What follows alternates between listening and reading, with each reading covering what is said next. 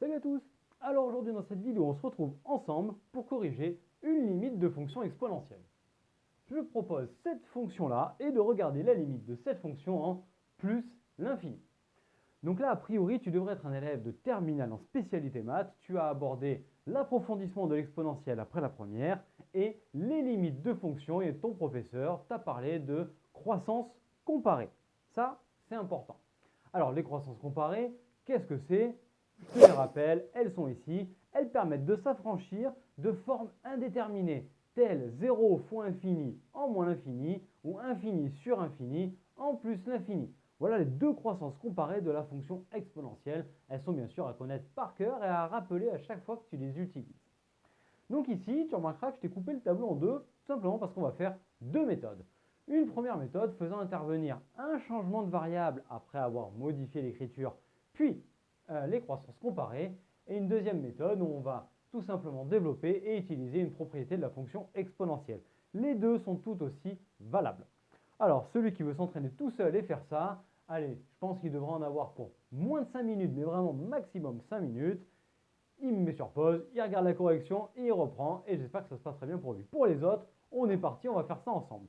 Première étape, regardons pourquoi est-ce qu'on a besoin de faire des méthodes pour faire la limite. Donc ici, limite en plus l'infini. Plus l'infini et plus l'infini. Donc toute la parenthèse tend vers plus l'infini. Et exponentielle de moins x, si tu visualises la courbe de la fonction exponentielle, et bien la courbe de la fonction exponentielle de moins x, c'est la même, mais symétrique par rapport à l'axe des ordonnées. Donc tu vois qu'en plus l'infini, elle tend vers 0. Donc en fait, ça tend vers 0. Eh bien, on se retrouve face à la forme indéterminée, infini fois 0. Le plus 1, là, il tombera à la fin, on verra, mais en l'occurrence, là, le problème ne vient pas de lui.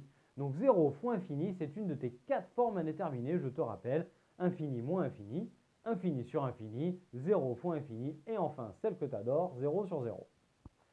Alors, première étape, ce que l'on va faire pour l'une comme pour l'autre, dans tous les cas, ça va être de développer la fonction, puisqu'on sait que les croissances comparées me permettent de comparer la fonction exponentielle avec des puissances de x. Donc en fait ici, on a tout intérêt à avoir chaque terme ici avec un exponentiel. Donc on développe. Donc tu peux voir ici le résultat du développement. Donc on a multiplié l'exponentielle de moins x à chacun de ces termes pour obtenir ça, et le plus 1 ensuite qui est derrière. C'est là qu'interviennent maintenant les deux méthodes différentes. Donc première étape, je t'ai dit avec un changement de variable. Pourquoi? Parce que là, tu vois qu'on a un produit de x fois un exponentiel. Et si tu te rappelles les croissances comparées que je t'ai rappelé au début, eh bien en fait, on a x fois exponentielle x, et pas moins x, en moins l'infini. Double problème. Ici, c'est pas le bon truc, et la limite n'est pas au bon endroit. Eh bien en fait, ce que l'on va faire, c'est qu'on va poser le changement de variable grand x égale moins x, et réécrire la fonction. Donc là maintenant, tu peux voir le changement de variable dont je te parlais qui est posé. Donc on pose grand x égale moins x. Ce qui fait que si petit x tend vers plus l'infini, ce qui est le cas ici, eh bien moins petit x, qui vaut grand x, tend vers moins l'infini. Donc on se ramène dans une croissance comparée en moins l'infini. X carré, en faisant passer le moins de l'autre côté qui fait moins grand x au carré, fait donc grand x au carré, parce que le moins au carré, ça s'en va. Et donc on reprend cette fonction qui est ici, on la réécrit avec la nouvelle variable grand x. Donc ici le x carré qui devient grand x, le moins x qui devient x. Le petit x qui devient moins x, avec ici pareil moins x qui devient grand x, pareil ici, et ça ne change pas. Maintenant on peut passer à la limite. On la fait à l'oral et je la détaille. Ici, croissance comparée. On sait que x puissance n exponentielle x au moins l'infini, ça tend vers 0. Donc ça tend vers 0. Ça, limite usuelle de la fonction exponentielle en moins l'infini, eh bien c'est 0 et il reste que 1. Je te le détaille.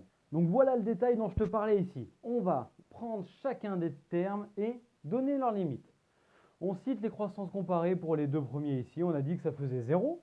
Puis ensuite, ça tend vers 0 et il reste le 1. Je l'englobe en une seule limite.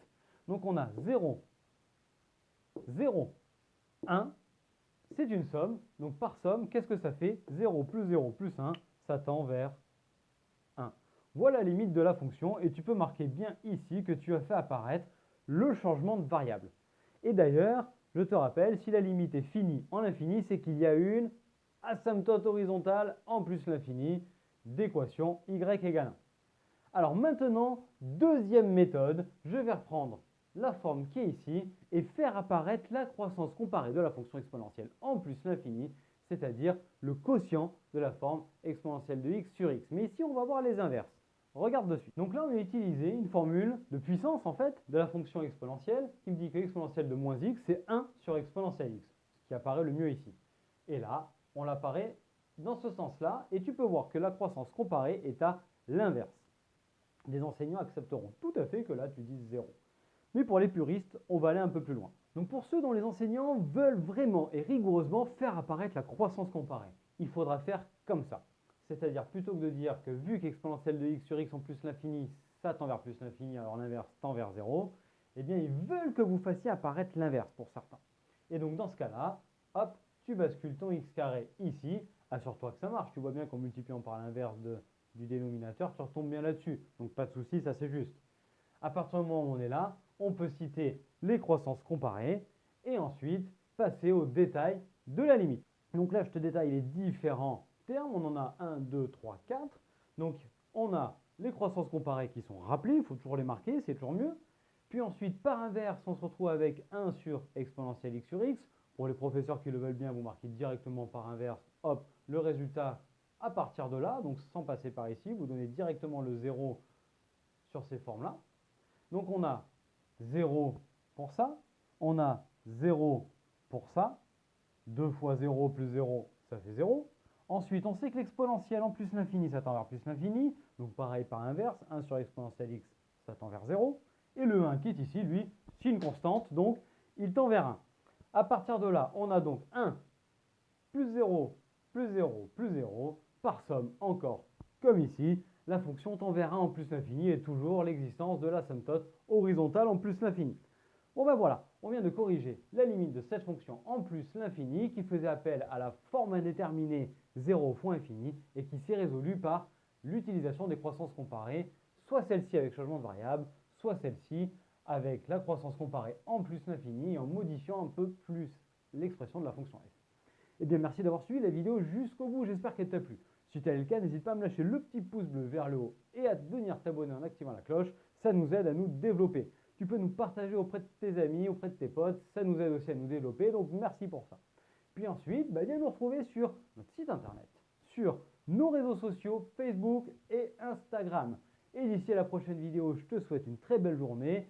Retrouve-nous dans notre vidéo et je te dis à très bientôt. Allez, ciao à tous!